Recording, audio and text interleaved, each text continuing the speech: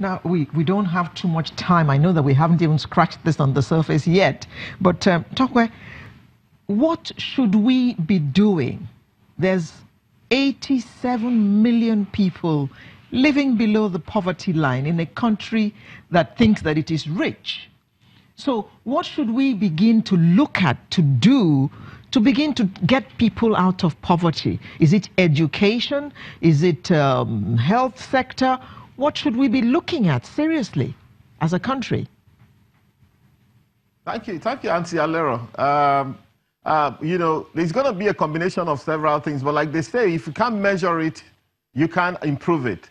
If you see here, I'm putting up a document that shows that what we need to do first is to prioritize taking people out of poverty. Nigerian government, whichever one comes there by 2019, should actually be setting a target of taking at least 50 million people out of poverty. Set it as a target. If you're able to take 30 million out of poverty, then so be it. You know, so that's very, very critical. You know, now what actually happened and why we are here today, why we're where we are today as a nation is because when the colonial people left, right, what they gave us the template to a large extent, but of course they're not going to teach you everything. So I've actually had to study this very deeply to say what exactly is different from there, what the system they operate and what we have. The thing is that we did not establish that there's going to be a certain minimum standard of living for Nigerians anywhere they are.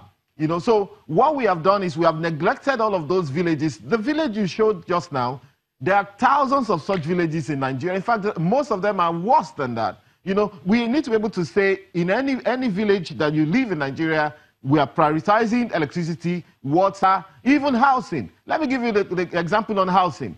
We have never, as a nation, done anything in the area of housing for those who live in the village. Nothing. When you go there, it's either all of those mud houses, or maybe one of their sons makes some money in the city. He goes to build one mansion there in the village. The rest of the people are living in mud houses that are collapsing. We need rural renewal, all right? We've been talking about urban renewal, and architect is there. I'm sure you know some about this. We need rural renewal. Where is the prototype housing for the villages of Nigeria? Even if it's one-bedroom flat you're building for them, set the standard. Even these mud houses can be upgraded. If we were other kinds of people, we would have brought innovation into the mud houses that by now we'll be building mud houses that are more sustainable, stronger, with better ventilation and water view. So we haven't been thinking. That's the truth. The white man left, we stopped thinking. Now Nigeria's economy has shrunken to only the cities. What is happening anywhere? Even all of our state capitals are just a place where the governor goes there, they share money every other time, and then everybody goes.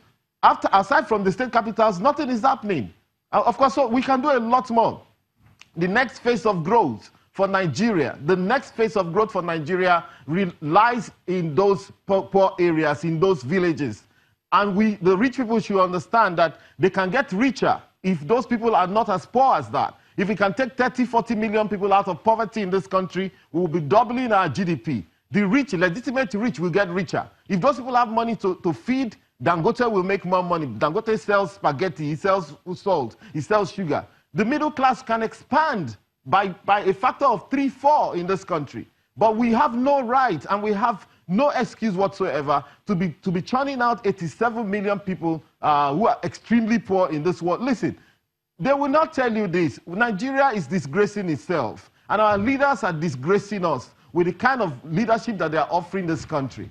It is not something that started today or yesterday. It's been a perennial issue, and we are ready to take them up on this. That poverty eradication must be prioritized. The choices we make of our money, of the public funds, is what we should target.